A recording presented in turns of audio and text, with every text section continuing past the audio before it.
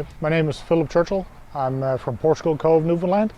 I drove up here to the PEI Crapaud van in. This is my 10th year. My 10th year driving up. Trying my best not to miss it. Yeah, standing in front of my 1979 factory converted Pathfinder 4-wheel drive, named Big Trouble. Well, it's pretty much like World War II setup. Right? Yeah, it is pretty much like bomber themed. We went with, me and a buddy of mine were joking around actually like what we could call something. And we ended up like, tossing around some ideas, and then we were driving through another van in, and we were joking how it would be funny to have like foldable wings and stuff, and we'd be clipping the tops of all people's antennas. And that's pretty much how it started. It's like, oh, here comes Big Trouble, and it stuck. And yeah, so we ran with it. I had the paint done.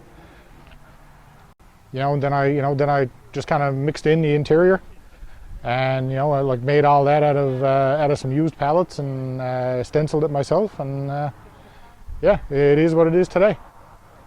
So now what kind of four-wheel setup is on here? So this one, Pathfinder's had many setups. This one is full Chev running gear, 1 ton. It has a 400 small block in it, divorce transfer case. Yeah, it's sitting on 295s, pretty much a 32-inch tire.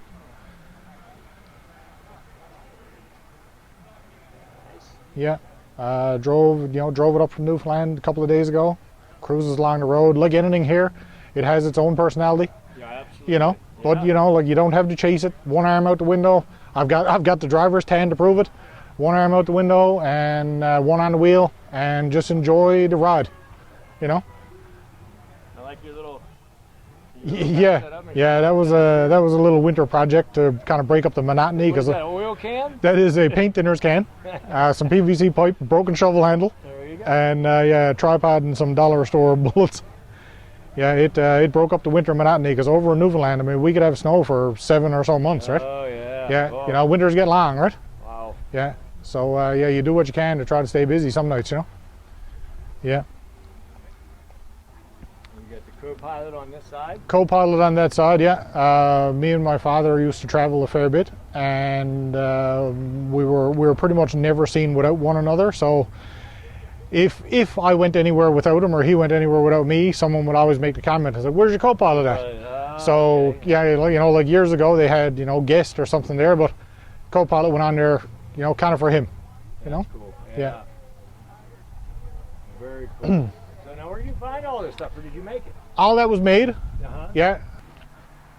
The missiles were bought at a army surplus. The fins are off actual old Nerf lawn darts. Nice. Yeah, the crates are all pallets that I knocked apart, reconfigured to make look like crates. Just stenciled them out, made it look as authentic as I could without it actually being authentic. Yeah, nice. Just continued on with the military theme. Kind of ribbed it out a bit, left the screw heads exposed to kind of simulate rivets. I had an idea in my head and tried to make it come to life as best I could. Well, you did a great job. Yeah, like I cased all the cushion on the roof in burlap, because you're standing up, you don't want to bang your head. Trying to remember like that it's a 4-wheel drive and not fall out of it in the morning is another thing. I see you got a refrigerator, icebox? Icebox, yeah. Right here, that's nice and convenient for grabbing a drink real quick. Yeah. And the big shell right there. The big shell thermos, yeah. Now, what is this, a phone? An old... old military, phone, like battery operated, it's for calling in airstrikes and stuff, yeah. Very cool. Yeah. Nice. Nice full-size bed back there. Full-size bed. Yeah.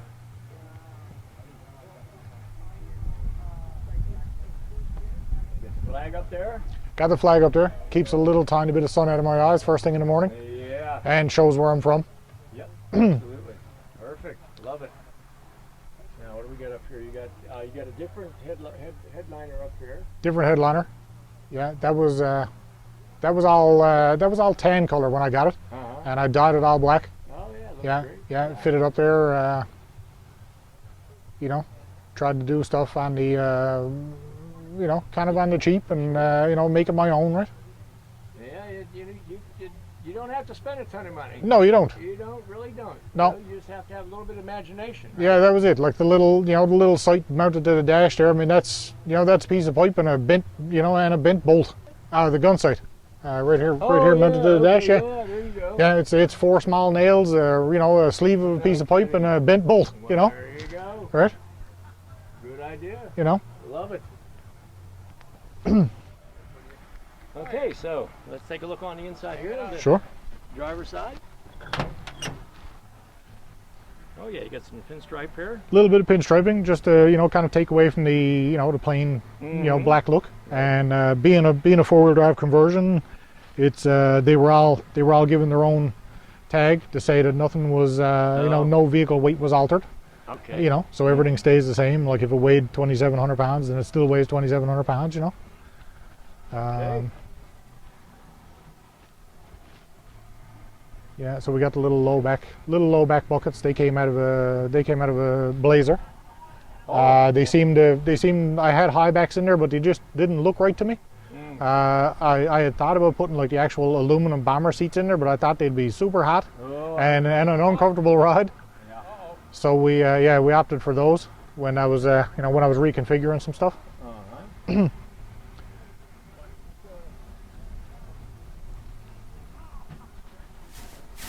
Very nice. Tilt wheel? Tilt wheel. Tilt wheel. Yeah. Nice. Yeah. They're always nice to have. It is, yeah.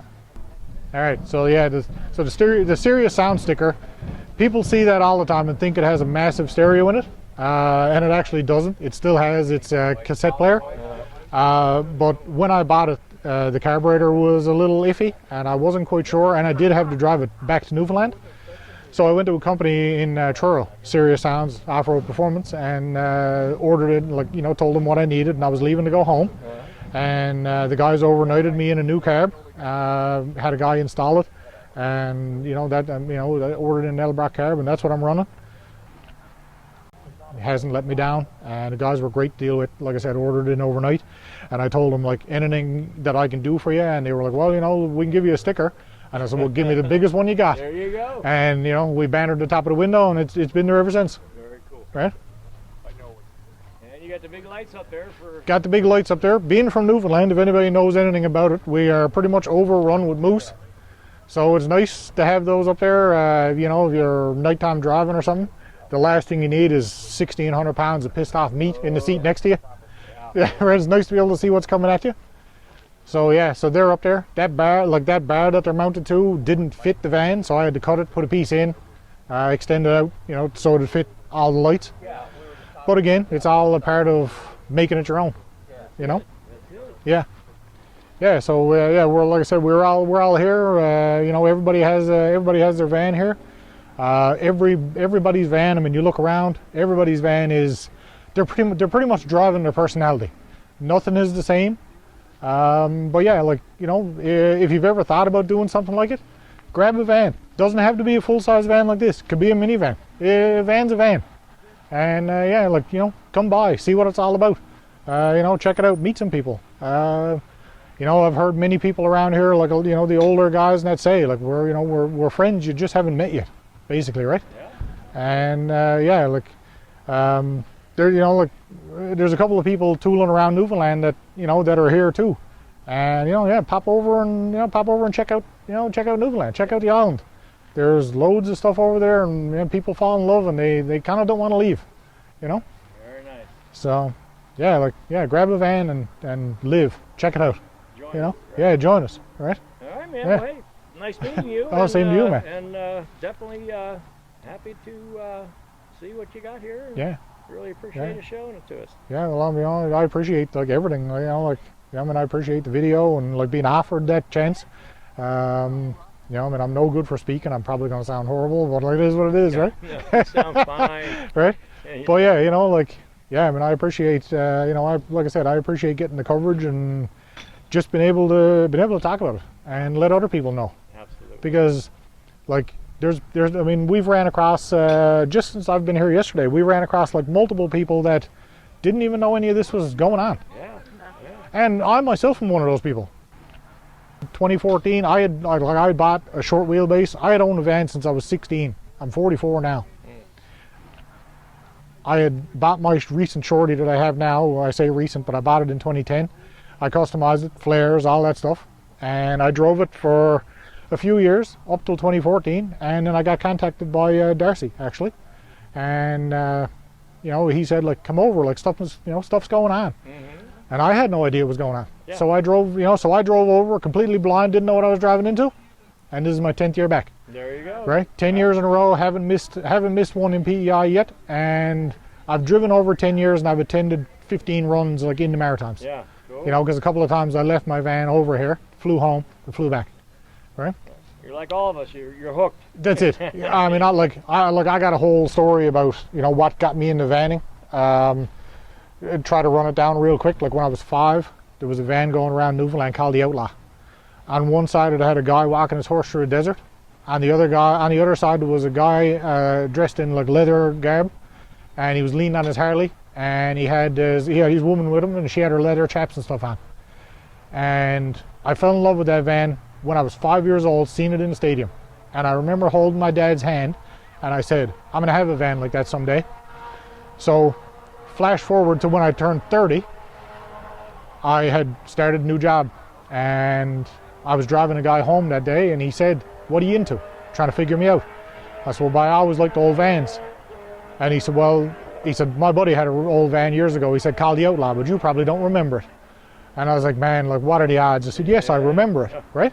And he goes, he still has it. He's thinking about getting rid of it. And I said, you're not serious? And he said, yeah. He said, but it's been parked a long time, right? And anyway, I went to look at it, immediately fell back in love, talked to the guy that owned it, and he said, what's it going to take for you to get it out of here? He said, because like I'm putting in a pool for my kids and it has to go. He said, what's it going to take for you to get it out of here? I said, well, I'll have to call the tow truck and stuff. I said, I do know a guy that runs a flat deck. I said, you know, he'll probably do it for me for $80, right? And he said, well, listen, if that's what it's going to cost you to get it out of here, he said, then you're the owner of the van for $80. Wow. So, wow. You know, another thing that blew my mind is I chased that van for years, lost track of it for years, and for years that it sat, it was 15 minutes from where I lived, and I never knew it was there. Wow. But I ended up with it. There wasn't enough left to it to do anything with. The roof almost blew off it when I was getting towed home. But I salvaged all the interior, the wheels, the flares, you know, and I'm an auto detailer pretty much by trade. I've been doing it for 25 years. So I had all the means to shampoo everything, clean everything out, clean everything up. And the shorty well, that's not my shorty, but the shorty I have is built out of the Outlaw. Wow. And I have louvers over my back window, and people look in and see my rearview mirror. And they say, what do you have the rearview mirror in there for? And I said, well, when I look in the mirror, I look back in time. Yeah, because it's built out of the van that I fell in love with when I was 5. And now I'm 44 and I'm still driving that interior around. It might not be the same body, but to me it's the same van. Fantastic. Right? Yeah. You know? Great story. Yeah. So, great history. Right? Yeah. So, you know, I mean, most of it lives on, you know, and it got to continue, you know, showing up to places like this, and people get to see it. Having and a good time, meeting great people. Right? And that's what it's all about. That's it. Right? So, yeah, that's pretty much the story of how I got into it and how I ended up here now talking to you guys. Very cool. Right? So, well, there we go. Yeah. Right. Well, again, it was nice meeting you. And, same to you, sir. Definitely enjoyed the tour. Yeah. Thank you. Like I said, I enjoyed the coverage, and I enjoyed talking to you. So, yeah. Yeah. Have a safe trip back. Yes, I will try. And to wherever you're traveling or wherever the next route takes you, you make sure you have a safe trip too. All right, buddy. Thank you. No problem, man. Thank you.